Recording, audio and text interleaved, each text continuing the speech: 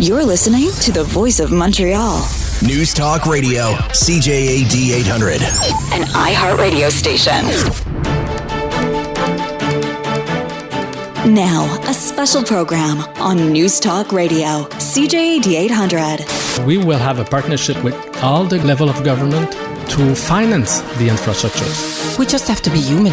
We have to respect the English community in a way that they feel understood. The City of Montreal, for every dollars coming from the government of Quebec, we put 40 cents. It's systematic. There's no way we're going to increase the supply of housing if we're not working with the private sector. People want change. It's my job to show to Montrealers that I am the change. I'm a progressive, but I'm a pragmatic, and I listen to people.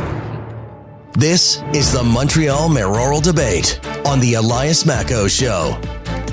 Good morning, everyone, and welcome to CJAD 800's Montreal Mayoral Debate. I'm Elias Makos. My pleasure to be with you this morning. Now, over the next hour, the two front-runners in the race, Projet Montréal's Luc Rabouin and Ensemble Montréal's Soraya Martinez Ferrada, will debate key issues in the following subjects: housing and homelessness, public safety, mobility, the economy, language, and basic municipal services. We will also allow some time for Montrealers to get to know the candidates. Now, there are other candidates for mayor, but none of them met the low threshold of polling at 10% in a major poll to participate in this morning's debate. We have nevertheless invited those candidates to join CJAD and this show on another broadcast. Let's welcome our candidates. From Projet Montréal, Luc Rabouin, and from Ensemble Montréal, Soraya Martinez Ferrada.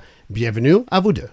Good morning. Good morning. Good morning. Great to have you here. So yesterday was a significant day on the campaign trail. Monsieur Rabouin, you came out swinging against Madame Martinez Ferrada. You said she's running an opportunistic campaign, that voting for her would be a return to the laissez-faire free market years of Gerard Tremblay. Madame Martinez Ferrada, you hit back, saying Projet Montréal was turning towards a very American tactics, into disinformation, into propaganda positions that I have never taken, and personal attacks. Now, the polls have been consistent. I don't know is leading. Voters don't seem to know much about either of you and are seemingly apathetic about this upcoming election. With that in mind, introduce yourselves. What should voters know about you? And why do you want to be mayor? Madame Martinez Ferrada, you won the coin toss. You will go first. Thank you, Elias. Thank you for having this debate. So I want to ask a question to the listeners of your show this morning. Ask yourself, is the city doing better than 8 years ago? And I think it's not. It is not. And when you look at 63% of Montreal that want to change, that's why I decided to run. Because as a Minister of Tourism, as a Minister of Economic Development, I went all across the country. And every time I would come back to Montreal, I felt that Montreal went silent. When other cities were speaking loudly about what they had to offer, not only to the citizens, but for the country. I want Montreal, to go back to its capacity to dream, to have ambition. And to do that, we have to manage the city better. We have to tackle the issues of homelessness, of housing, of mobility, of safety, of cleanness, in order to, big dream and have ambition for our city. And we at Ensemble Montréal, we're the change. You are looking for that change, and we can embody that. Not only because it's not normal for the city not to feel safe anymore, not to feel that, it's not clean enough again, but because your taxes are going up and your services are going down. And we need to do better. We cannot make a mistake again. We have to make sure that we are going to be solid on the ground. I have a team. I have people that decided to run with me, like Claude Pinard, like Leslie Roberts, Stephanie Valenzuela, Zonny Morose. We have a team already to tackle the issues of the city that are important. We have a roadmap for the 101st days, a roadmap for 4 years of our mandate, and ambition for the future of the city. And that's what I'm offering Montrealers. Monsieur Rabouin, same thing. What do voters need to know about you, and why do you want to be mayor? Yeah, first thing, I am a dad of two kids. I have a daughter that is 18 years old and my son is 20. And like the majority of the young adults right now, they are anxious about the rent prices because my son would like to go in an apartment, but it's so expensive that it's hard for him to do it. And they are concerned about the environment and the climate change because it's one issue that they are taking care. And my job as a mayor and a father, I want to always be able to look at in their eyes and saying to them that I'm doing everything I can do for them, but for their generation also, to prepare a better future. Before I got into politics, just 6 years ago, I'm not a politician, a career politician. I just jumped in 6 years ago. I had the chance to work for the last 25 years in organizations with the mandate to improve the quality of life of people and the environment. I worked for almost 10 years as a community organizer in Lachine. I also be the executive director of the Montreal Urban Ecology Center, so I worked on urban environmental issues. And after that, the last years, I worked more on economic development type of jobs. I worked with PME Montreal to support our small businesses to grow. I worked for Desjardins in financing projects like social housing. And I lived in Paris 2 years to be the director of Communauté France there to implement the Communauté model in France.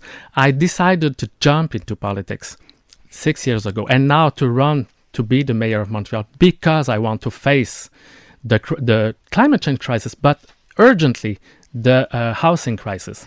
And I decided I make the decision when we decide to buy 700 units in Côte des Neiges because a big owner wanted to buy it and the city exerts its right of first refusal. So we protected 700 families, the most important transaction in the history of Montreal.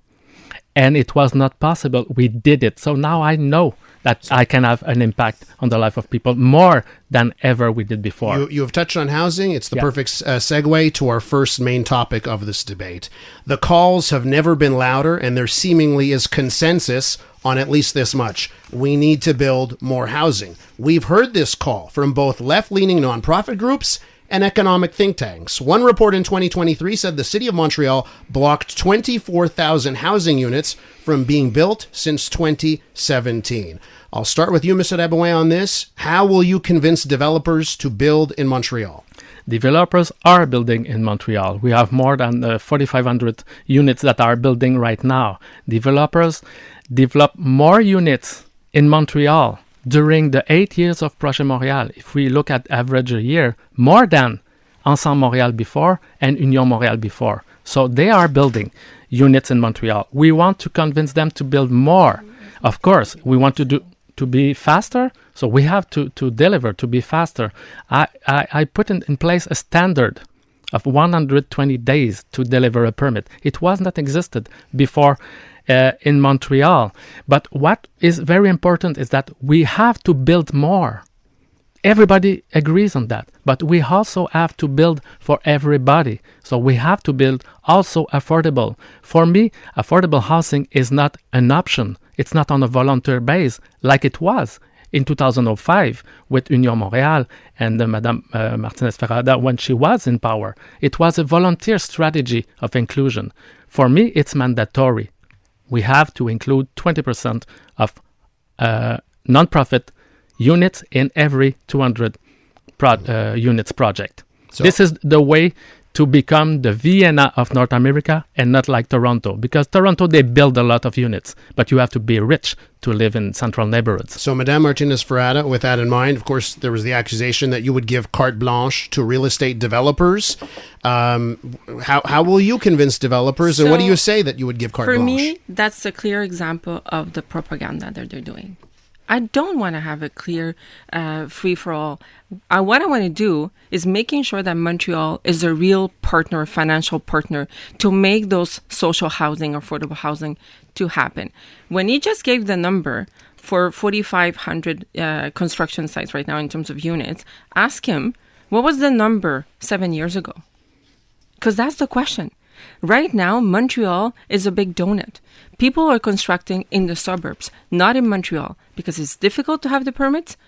Because of that rule that the city put in place, the 2020, where people right now, the constructor and developers are paying out their way out, And they're not constructing right now. So, Monsieur Rabouin, what do you say? Your party has been in power for the last 8 years. Montrealers are looking, let's say, for instance, at a hippodrome site, the old Blue Bonnets, with no housing built on it. Why should anyone believe that you would be able to succeed here? Yes, we have to build more. Hippodrome is a good example because there is no infrastructure there. So we just have an agreement with the federal government to an investment of $120 million the government will put in place. And the city of Montreal already committed for $180 million.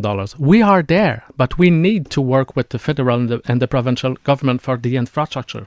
But there are a lot of projects that are in development. In Bridge Bonaventure, we just announced 2 or 3 weeks ago a project that is 800 units, 400 units by Broccolini, private market units, and 400 by a not-for-profit, because there's a partnership between Broccolini and a not-for-profit organization.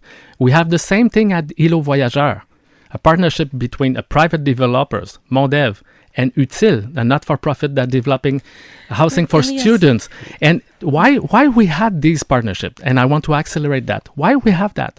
Because we had a bylaw, and the bylaw facilitates this partnership, and we want to increase that and to go further. So here's a clear distinction, because you would get rid of the 20-20-20 rule. I want to replace it, and I want to replace it with ambition.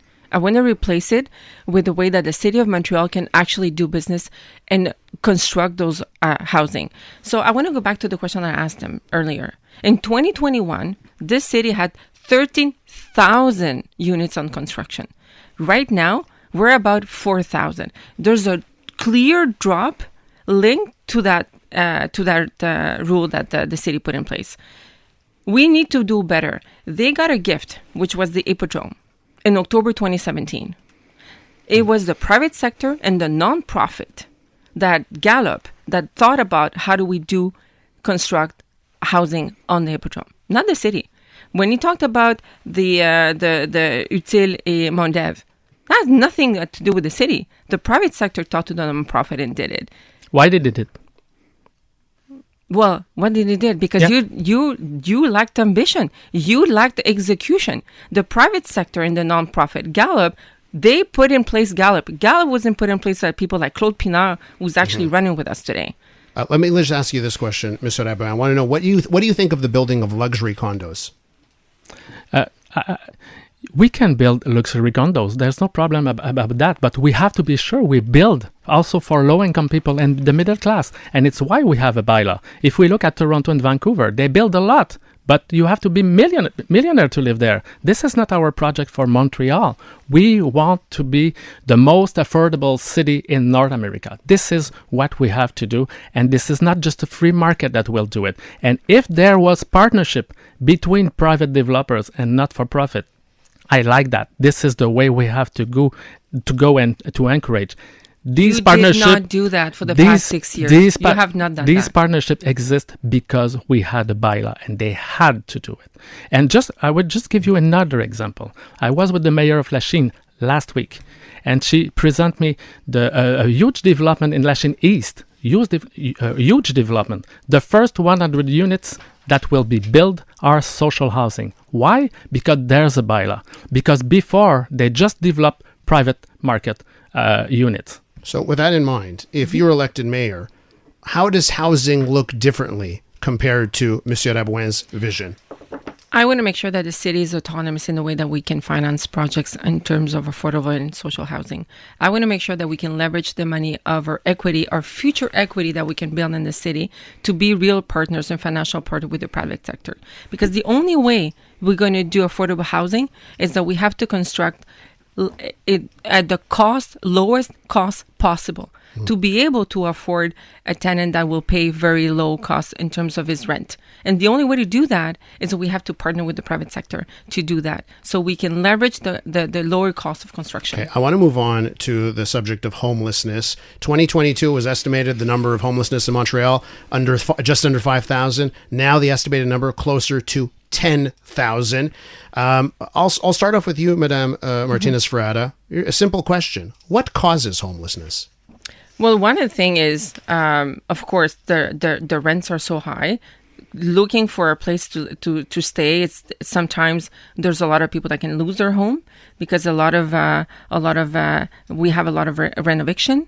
We have a lot of affordable housing that's very difficult to find, and the cost of living is, it's being very difficult. So many people are losing their homes, and we have to be able to not only construct social housing, doing homes of transition to get people out of the streets into homes, but we also have to have prevention. And we actually propose some prevention measures, and this party voted against it.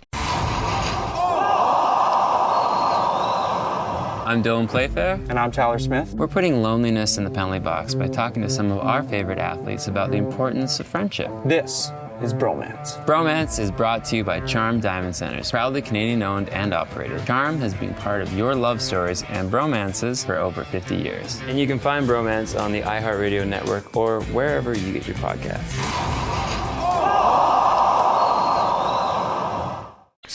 So let me ask you, Mr. Rabouin. I'm going to ask you the same question. Yeah.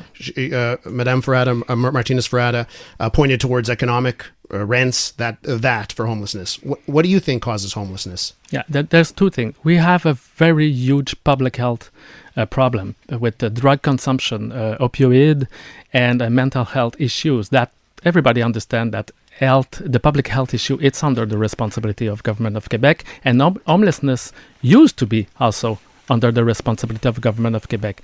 But the people are in our streets. They are our neighbors. And this is why I decided to embrace this problem and to show that we can do, I want to do all we can do at the city level. Even if I'm realistic, we will not resolve the problem alone.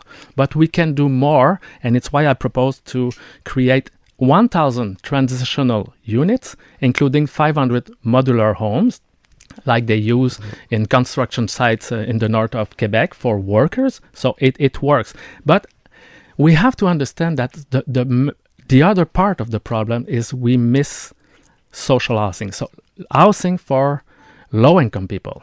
And this is just possible when you have grants from the other level of government. And because we did not invest enough in the last years, not just in the last 5 years, we don't have these very, very affordable housing for low-income people. And Madame Martinez Ferrada was at the federal government, the government who has the most resource in Canada.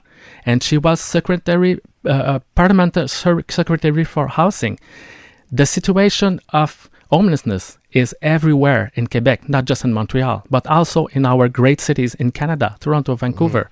The situation hasn't improved during the last years where Madame Martinez Ferrada was in power at the government of the federal government. And now she proposed that we will be autonomous at the city of Montreal. We need the contribution. We will do our job, but we need the support. Let me ask you, Madame Martinez Ferrada, on the issues of mental health and drug use that are clearly leading to people being on the streets.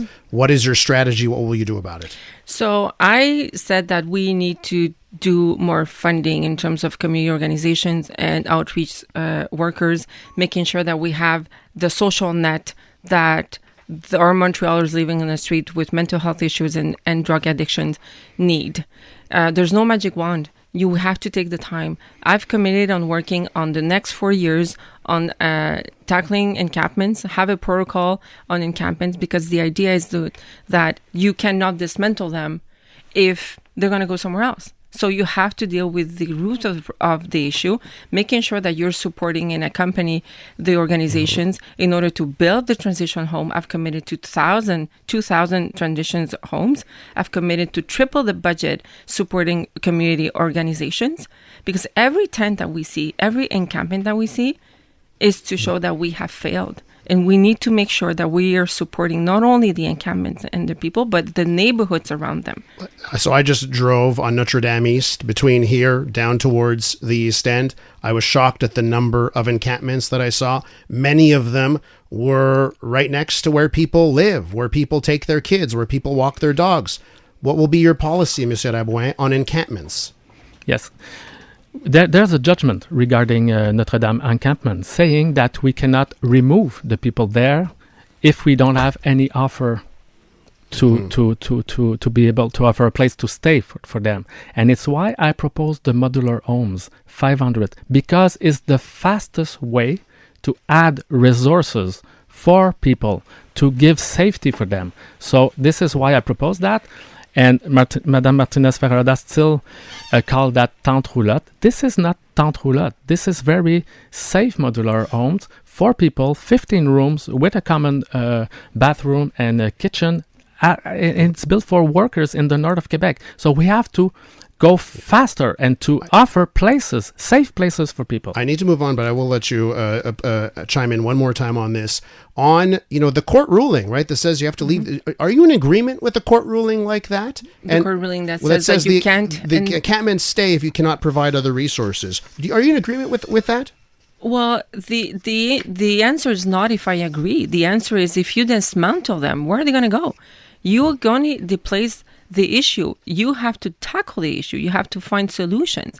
Now, I think that there's no one solution. There's many solutions. But one thing we know for sure is that we need to have a coordinated approach with the police, with the community organizations, with the private sector, with the city. The city needs to have a leadership in order to tackle the issue in a coordinated way. And this administration has not done that in the past 6 years. Okay, so we have a nice segue here to move to our next subject, which is public safety.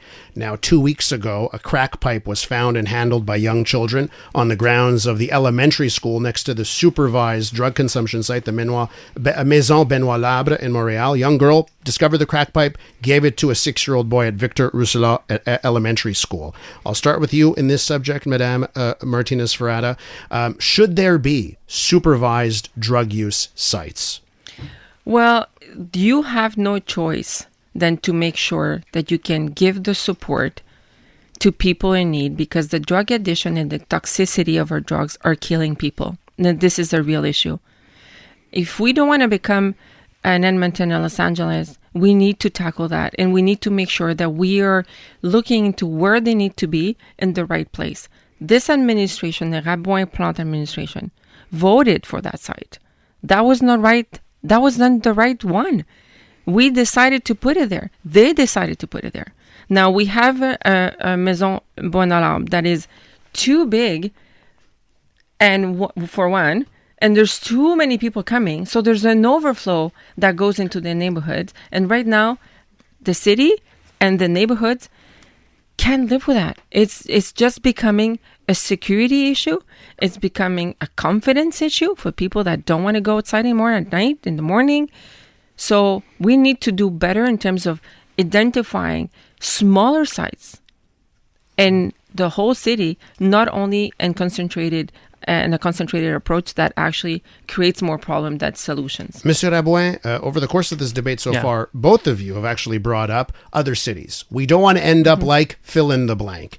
So on this subject, supervised drug use sites, what are you proposing that hasn't been done in other Canadian cities like Vancouver? I mean, many of the things that are being proposed have been tried in places like Vancouver. I don't think they have worked out. So how do we end up not being like some of these Canadian cities that you've brought up? Mm-hmm. Just to clarify that the drug injection site, this is for health. And I agree with Madame Martinez Ferrada regarding that, because we have to save life and protect people. These decisions to implement a drug site injection is a decision made by the public health authority. It's not a decision made by the city of Montreal.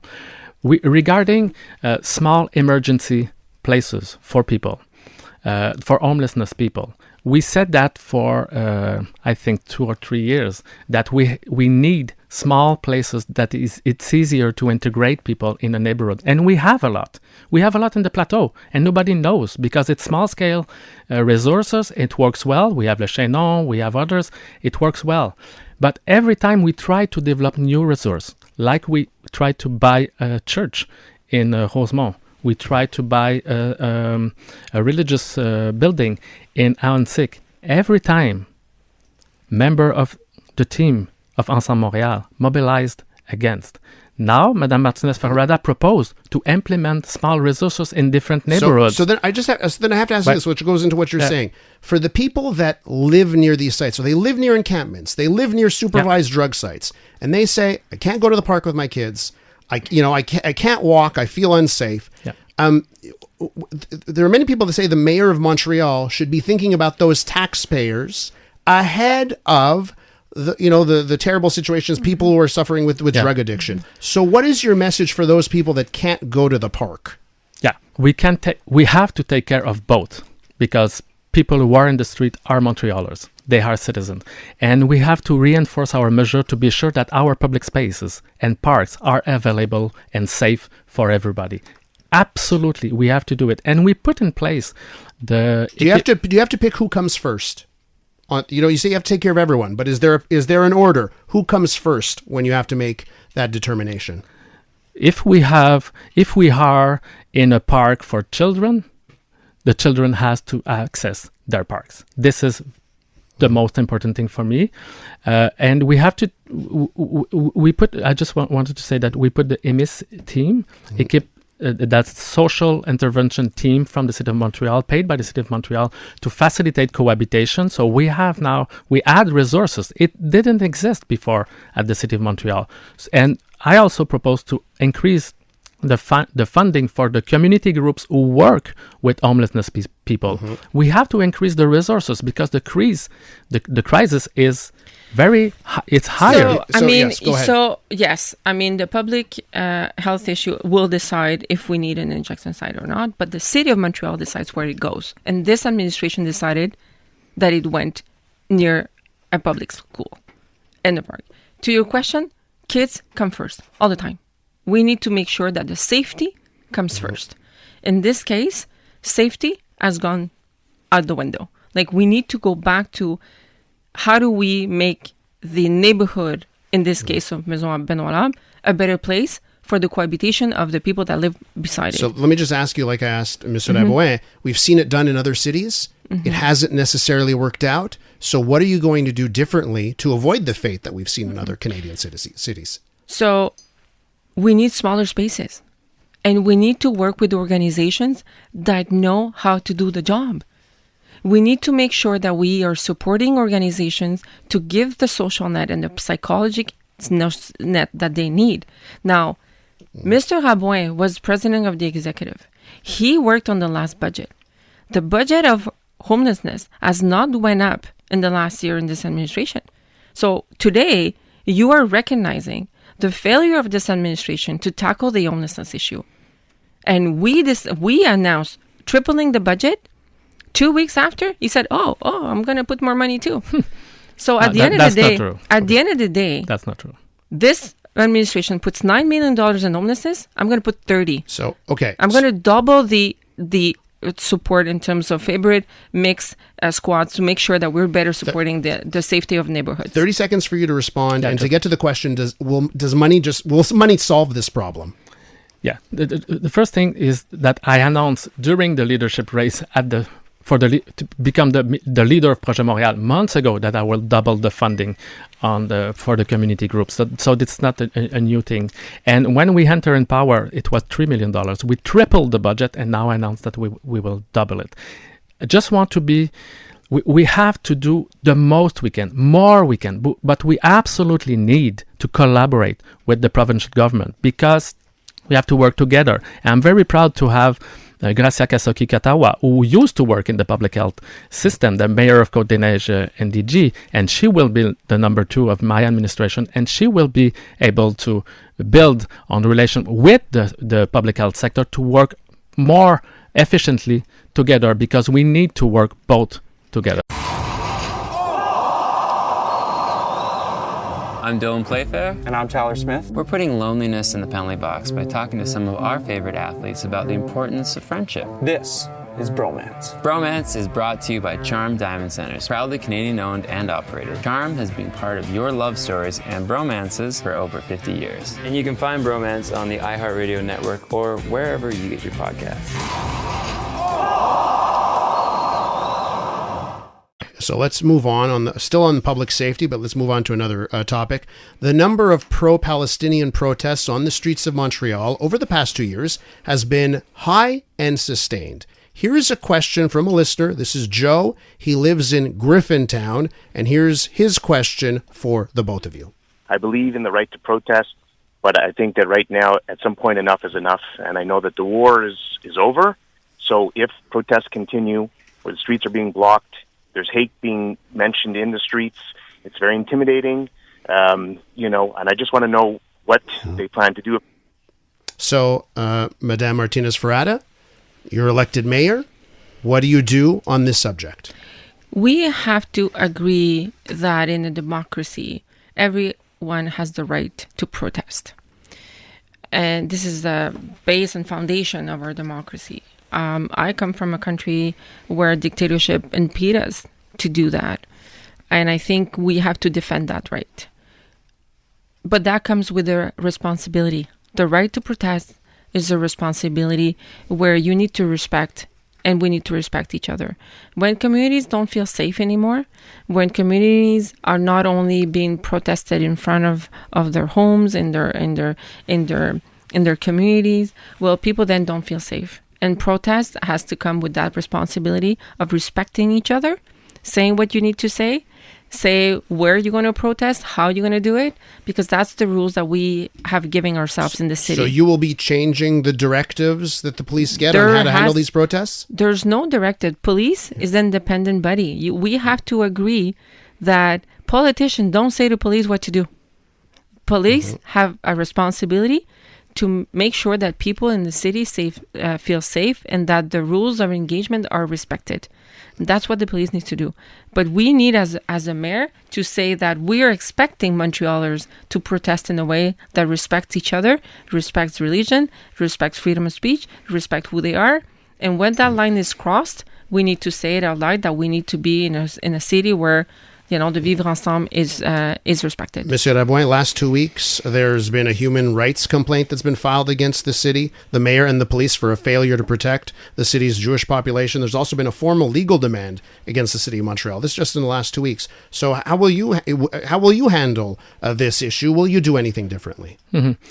I agree that we have a right for demonstration. We have freedom in Montreal, and this is very important to protect. And we have at the same time to be sure that everybody feels safe. And when there's come from issue, we have to reinforce the intervention that to be sure if there's any increasing of racism, anti-Semitism, every thing that can people feel unsafe, we have to be close with them. And I know that Fadi Daguerre is doing it. He's meeting with communities. He's meeting with the Jewish communities in the plateau. I met them with him. He's very present, and I think we have a kind of leader at the police department that is very open-minded and work closely with communities, and this is what we have to do. What do you think the effect of these protests have been on the city's reputation, Madame Martinez Ferrada?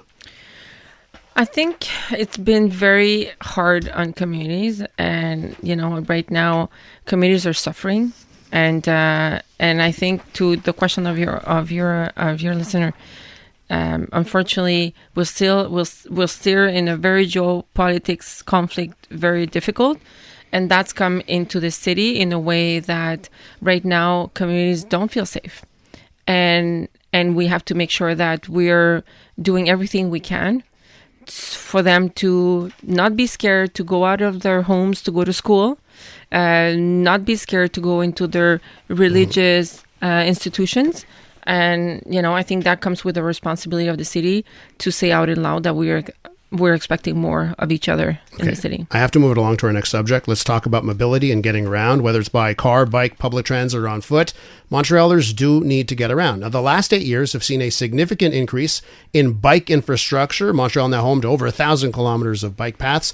Big increase since Valérie Plante took office in 2017. It came with a substantial cost, some estimates as high as $181 million. So, Mr. Rabouin, I'll start with you here. I'll ask you, what should be faster in the city of Montreal? The average speed of a car or the average speed of a bicycle? What has to increase is the number of people that are able to move fast in an efficient way. We know that there's congestion in every large cities in the world. That's an issue to face. And everybody knows that the best effective solution to reduce congestion is to invest massively in public transit. This is the way where we have to go. And the bike lanes, there's a lot of people there. They are using bike lanes. Just last year, 13 million of trips were done just with Bixi, not with their individual bike, just with Bixi. Montrealers are moving by bike. This is important that we offer them safe infrastructures. But what I said since the beginning of this campaign, I want to put the same level of passion and energy that we put to build this bike network for improving our bus network. Let me ask you, Madame Martinez Ferrada. Our bike network is getting international attention. The Economist this week said this: Montreal's bike boom is just one example of how a new disruptive transport technology is rapidly changing cities across the rich world. It's highly energy efficient, costs almost nothing, reduces congestion and pollution, obviates the need for huge parking lots. Time magazine just called Bixi one of the top inventions of this century. Is now the time to tap the brakes on bike paths? I think it's the time to look at what we've done and see how we continue in terms of doing better. Because right now, this administration and, Plan Rabouin's administration has done a lot very quickly in many areas without listening to Montrealers, without consulting. The impact on merchants, the impact on, seniors has been great. And I think we should be listening to everybody in the way that we are sharing our streets respectfully. I came from East End today. First time being a Montrealer, it took me an hour and 50 minutes to get here. The congestion of the city, and if you're in your car and listening to us right now, that the city has never been in such a paralysis in terms of traffic than it has been. Because this administration has a lack of planification, a lack of sequence how to do the roads and the work on the roads. And on the Bixi thing, which are merely, sometimes this administration likes to call us out on the, I was with Union Montreal 2 years. Who made the Bixi? André Lavallée, Union Montréal. So at the end of the day, every administration knew and knows that we need to do better in terms of bike path because we are an international city. Mobility, active mobility, collective transportation, cars, pedestrians, all of that is the mobility that we need in terms of being fluid, secure, but we need to listen to Montrealers right now that have not been listened to. Madame Martinez Ferrada, just to continue on that, city planners would say you cannot continue to add more and more cars every year and expect traffic to get better. So how do you convince drivers to ditch their cars? Well, we have to have good public transportation. Again, I come from the east part. If you're in Lachine, if you're in Ile Bizarre, how are you going to get downtown in the public? It's going to take you 2 or 3 hours. So we need to do better in terms of having a good transportation. Public transportation needs to be thought out in every neighborhood in a way that it makes sense, in a way that it responds to the neighborhood where you live in, the work areas that we need to get, the study work areas where we need to get, and be able to address the issue of getting into intermodal, a subway or a metro if you don't have a good transportation. Monsieur Rabouin, I want you to listen to one of our listeners that wanted to ask this question. This is Angie in Park X. Who will be the one who will return the 300 parking spaces, especially in Park Extension, which is a densely populated area, and remove those ridiculous bike paths? You cannot find parking. We are wasting an hour to 2 hours roaming the streets, driving around like nothing, and wasting more gas, polluting more of the air, being frustrated. Monsieur Rabouin, is it possible that some bike paths are a mistake?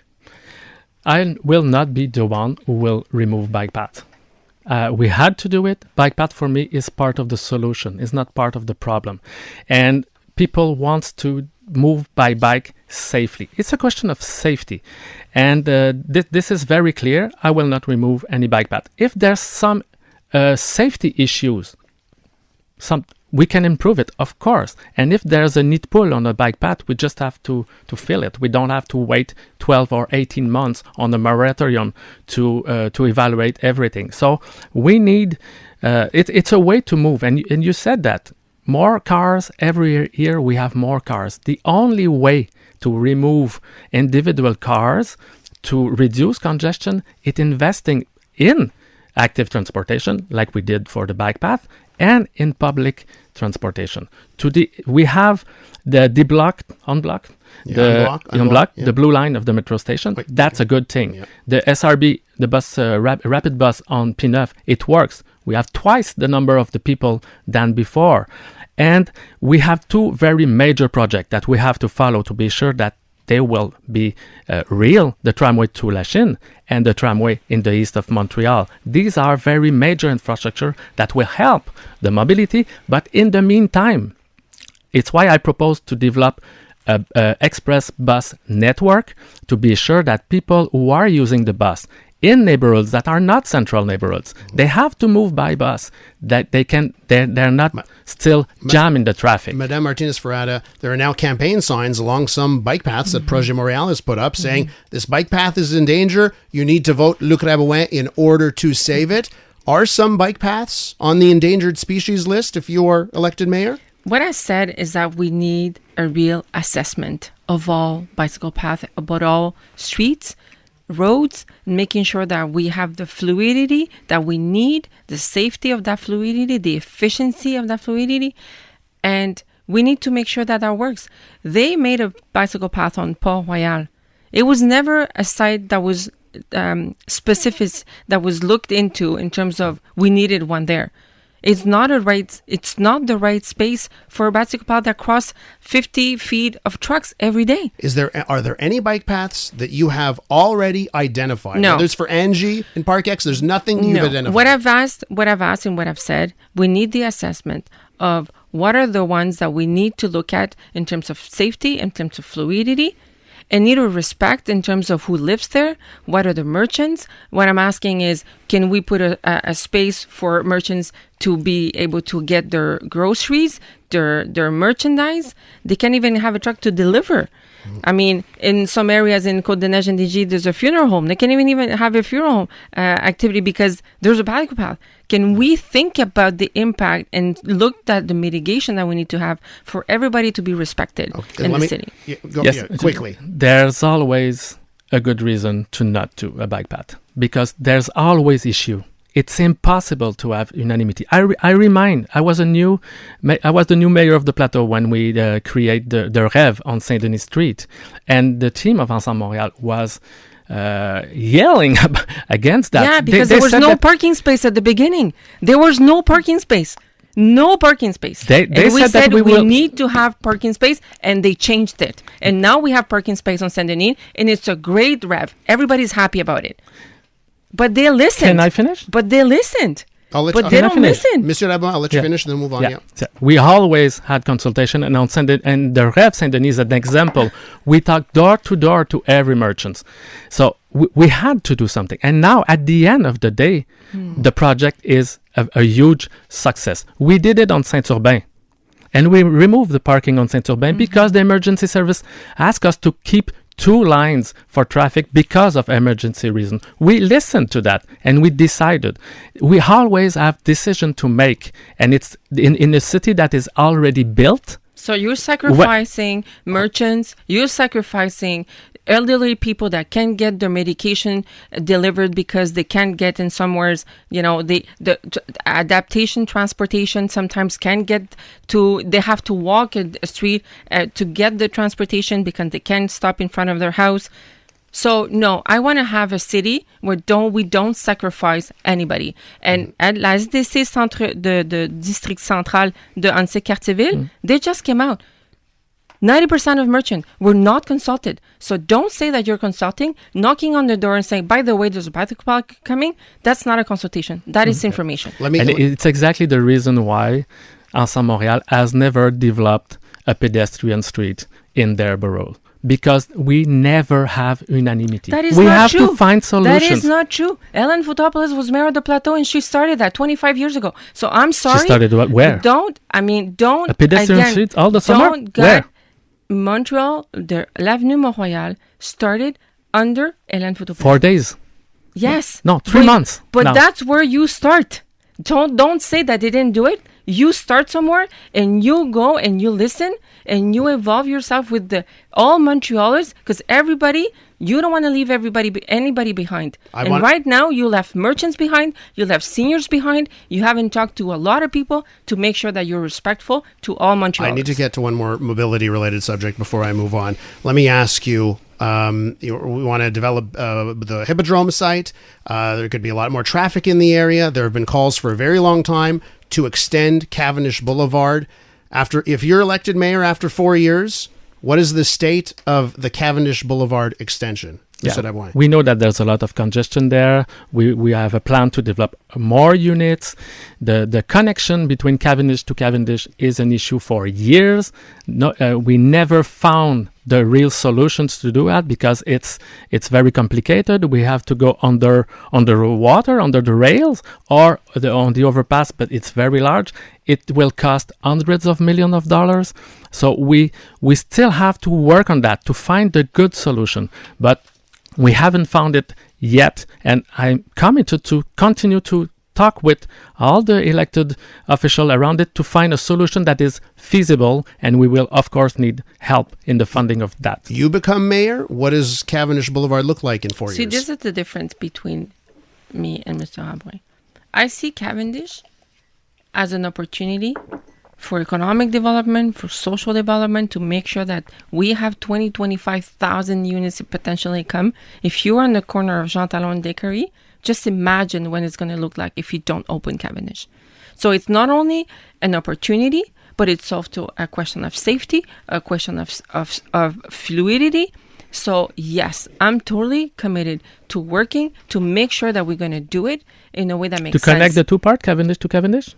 I'm committed to open up Cavendish to make sure that we have a safety road and an opportunity to develop the area. So like a Cavendish extension happens in your first 4 years, the planning, like where do you end up in 4 years?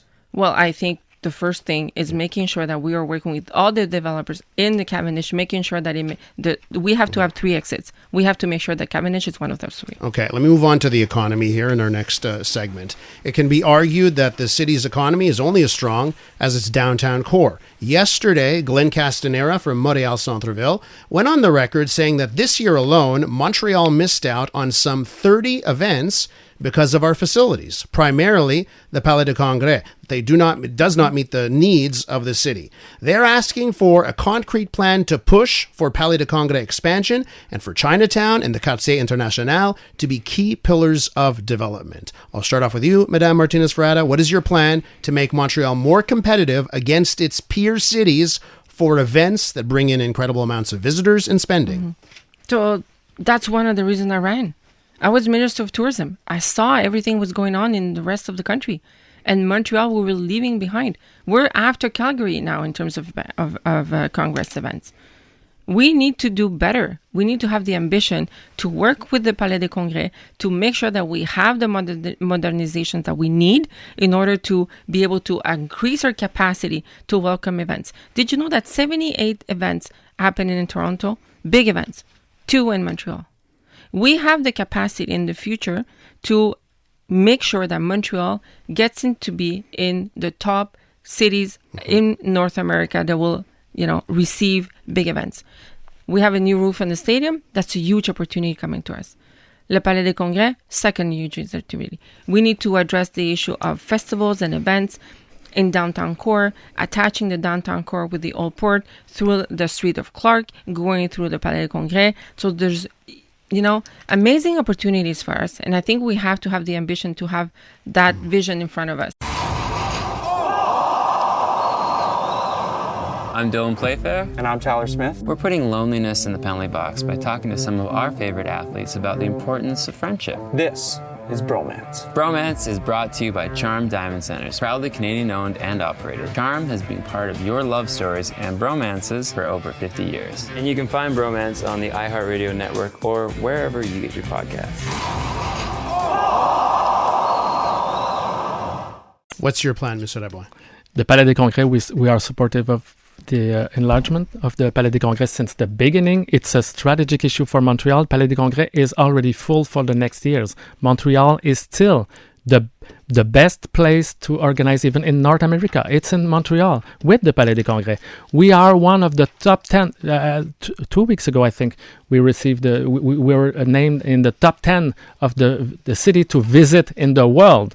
So we are a place people love to visit and love to live also in Montreal. So we also have great events. It's important. We have a debate on that at Tourisme Montréal.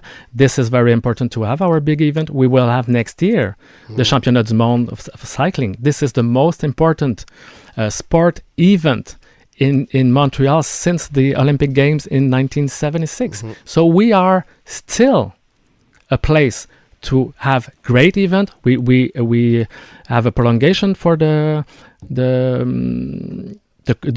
Formula One in Montreal. We have a prolongation. We have to invest in that. We believe in that. But I will never engage $300 million to have 6 soccer games of the FIFA here in Montreal. We have to be selective about the event. I think that leads into our next section quite nicely, because we have asked both of you to come here today with big, bold ideas. Now, in 1960, the election of Jean Drapeau paved the way for one of the boldest ideas in public transit history to come to fruition: the rubber-tired metro system that now carries 1 million people per day and is set for another expansion to open in 2031.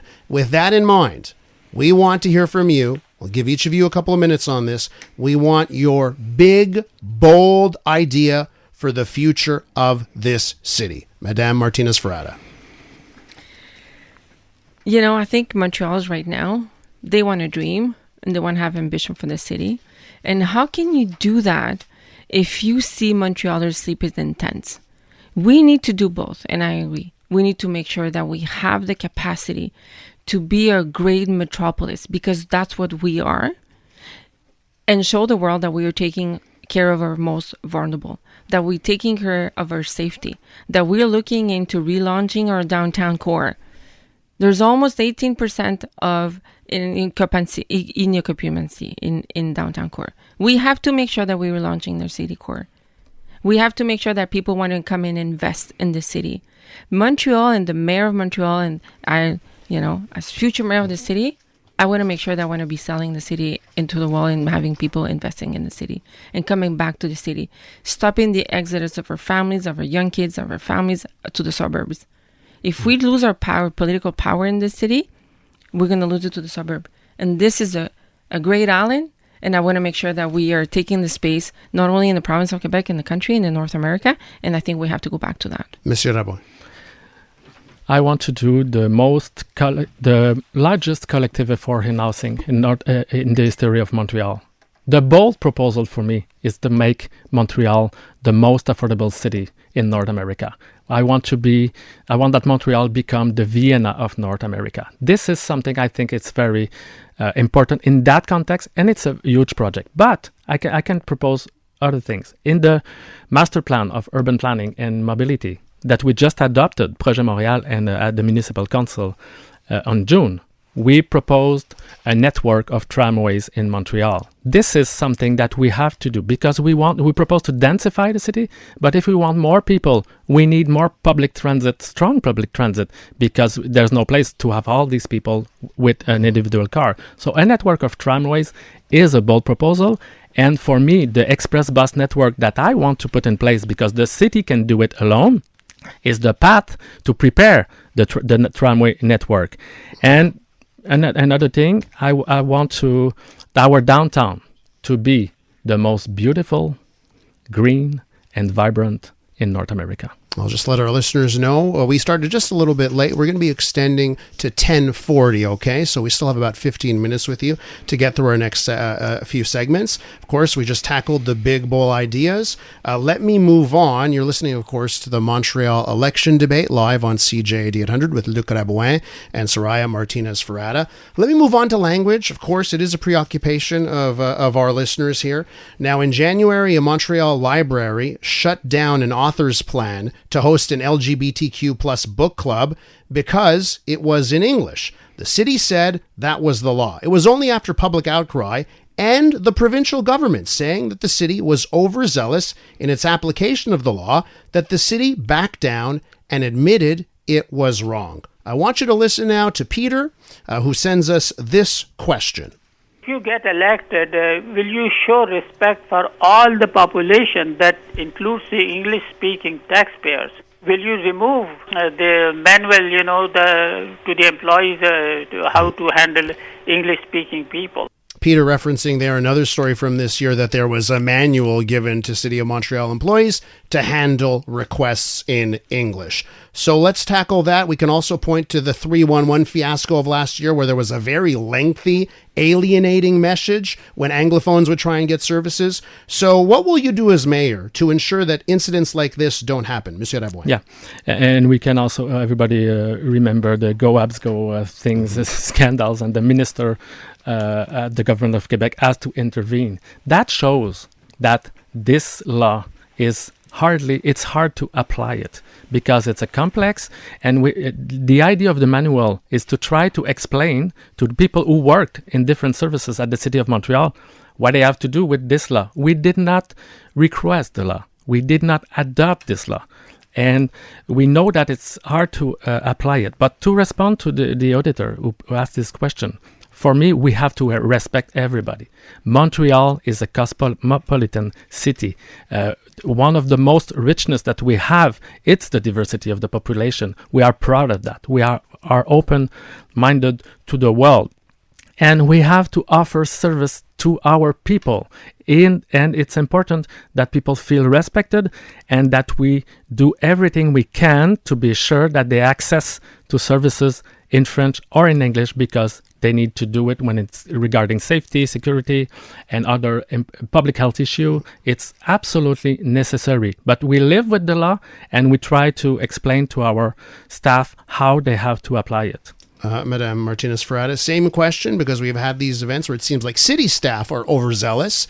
What would you do to ensure it doesn't happen again?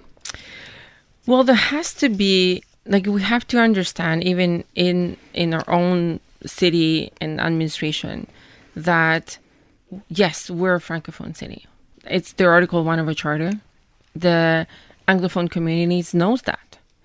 And it's, at the end of the day, it's also a very competitive edge in terms of a city that can have the two founding communities of the city, which is the Anglophone community and the Francophone community. I feel that the Anglophone community in the past year has not felt respected, has not felt seen and valued. And when you have a city that does a guide, it's like an overreach. It's not necessary. I think we need to not overdo what the Quebec government is asking us to do. Having the community and the Anglophone community have access to their services in English if they asked and requested. It is something that should be done. All right, let's move on. The problem, if we don't have a guide for the employees, everybody can do kind of things like in the library. Person take this decision. We have 28,000 of employees. We have to explain what they have to do and what they cannot do. Would you agree with that, Madame Martinez Ferrada, that you need to have a manual guidebook in order to avoid situations? Well, I think we can do training. We can talk. We can make sure that we, make sure that our own workers know how we can talk to our own Anglophone community. But I don't think micromanagement is the way to go. I think we just need to make sure that we implement a culture where we're respecting the Anglophone community. I'm Dylan Playfair. And I'm Tyler Smith. We're putting loneliness in the penalty box by talking to some of our favorite athletes about the importance of friendship. This is Bromance. Bromance is brought to you by Charm Diamond Centers, proudly Canadian owned and operated. Charm has been part of your love stories and bromances for over 50 years. And you can find Bromance on the iHeartRadio network or wherever you get your podcasts. Let's move on to the basics. Picking up the trash, removing the snow. Here's Ivy, lives in Lachine, and here is her question. Like every other job in the world that I know of, there's a job description, and I would like to know if the mayor has a job description.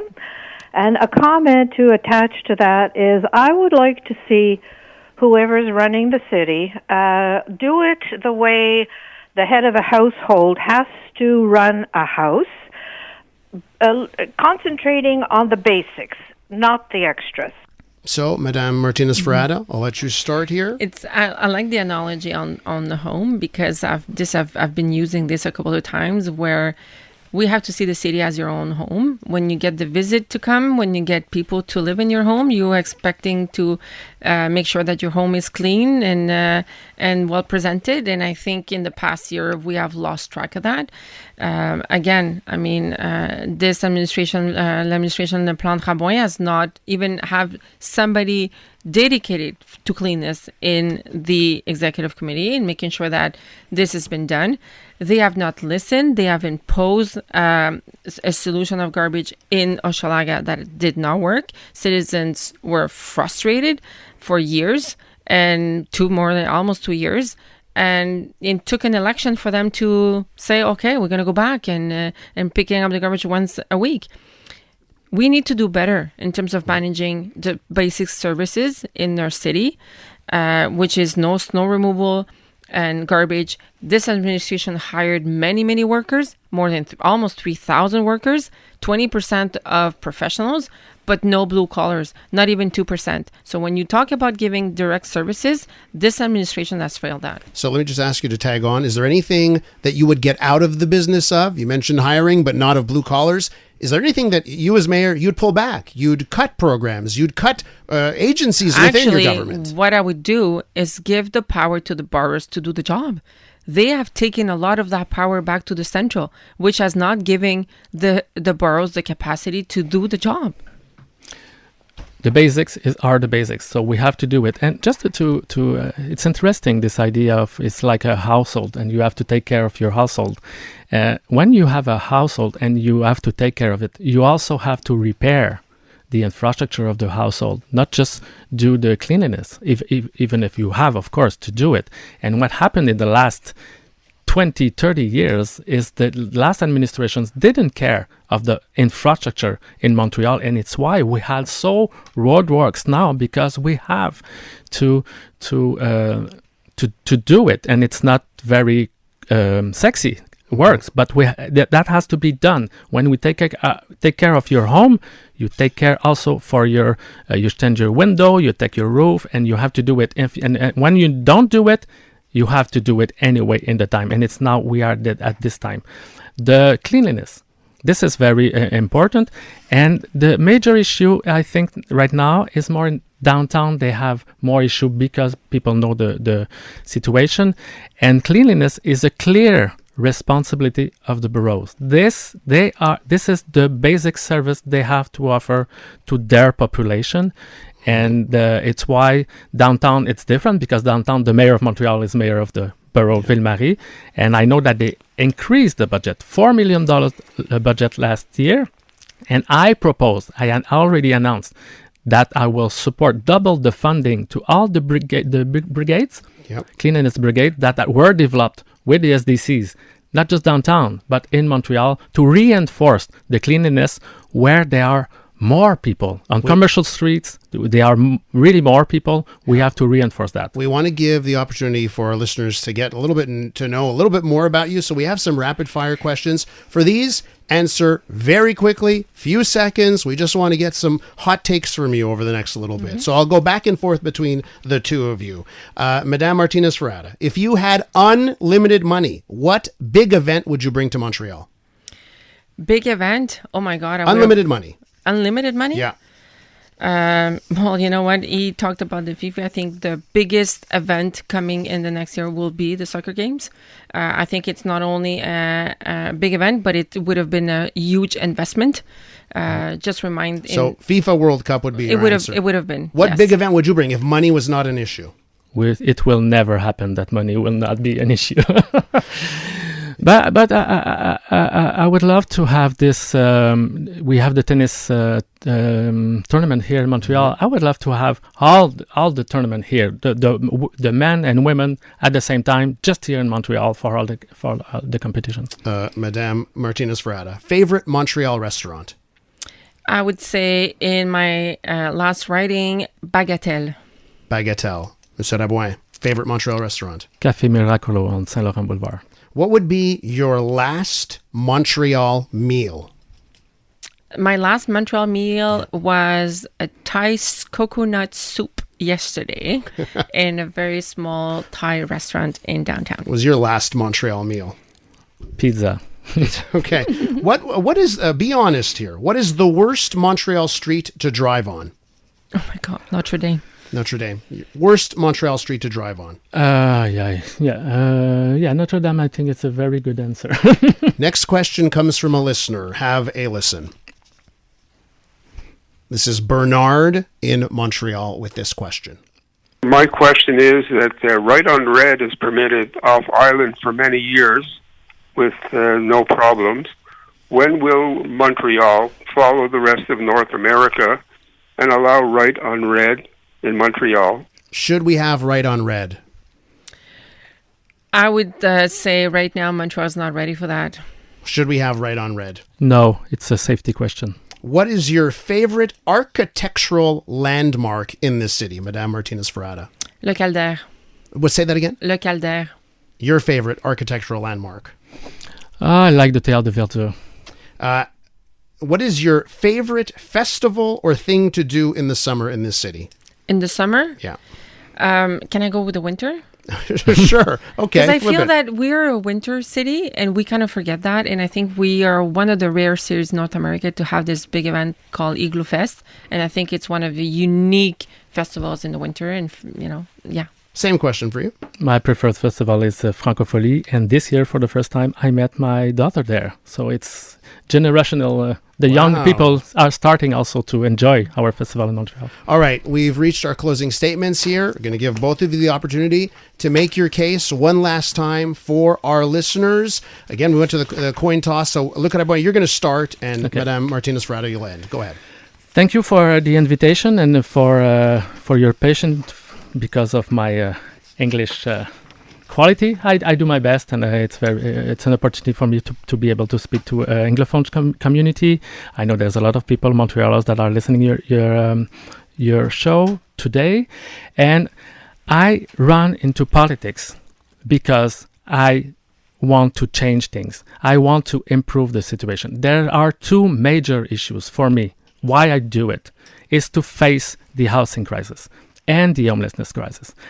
Montreal has always been an affordable city for all, and I want to protect that. I want to be sure that Montreal is for everybody. I don't want Montreal to become a green city for rich people. I want that we have a green, vibrant city for everybody. This is why I'm doing politics. And I also want to have all the courage that is necessary to take this decision that we have to take now for the future generation. Climate change is not something that will happen in the future. We are already facing the effect of climate change, and I want to propose different things to improve right now and to prepare the future for my children, but also for their children. This is a responsibility we have. I want to improve the quality of life of people. I'm totally dedicated for that. The municipal level of government is the only government that I'm interested in, because I love this close relation with people. And finally, I'm ready to do it. I know the situation. I have the experience to manage a borough. We have a great team, a diverse team that are representative of the people of Montreal. We are here. We are ordinary people working for ordinary people. Madame Martinez Ferrada. So, thank you for the opportunity. And, English is my third language. So I'm very happy that I can... Both of you have done a great job. Well, thank you for that. I think this city needs to do better. I think this city can do better because we're Montreal, and Montreal is one of the greatest cities in the world. I think this administration and the Rabouin administration and Plan administration has had the time, has had the chance to make many decisions. They have their heart at the good right place. I don't think we're all Montrealers. We all think, we love the city. And I think they also do love the city. But I think in the last year, the lack of ambition and the lack of execution. And I think this time around, we can't make another mistake. We have to do better now for housing, to keep our families in Montreal, not losing people in the city. We need to do better with the Montrealers that are sleeping in tents, giving them the roof they need. We need to make sure there's communities all across the city feel safe, they are safe, and the city needs to be clean. And we need to better manage our city and our money because our taxes went too very high and our services have went very low. And we need to do better. And I have the team for that. Claude Pinard from Centraide decided to run. Lester Rubber, journalist, decided to run. Many Montrealers decided to run this time around because they know that we need to do better. Madame Martinez Ferrada, Monsieur Rabouin, I wish the both of you good luck for the rest of your campaign. And I thank you for taking the time with our listeners and viewers this morning. That concludes our election debate. We'll be right back.